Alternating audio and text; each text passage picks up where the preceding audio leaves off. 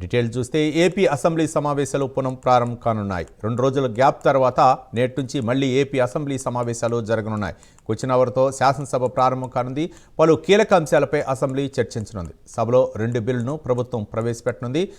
మోంతా తుఫాన్తో వచ్చిన నష్టం, అవ్యవస్థీకృత కార్మికుల సంక్షేమం, కేజీబీవీ పాఠశాలలు, పోస్ట్ మెట్రిక్ స్కాలర్షిప్ల బకాయిల అంశంపై చర్చించనున్నారు.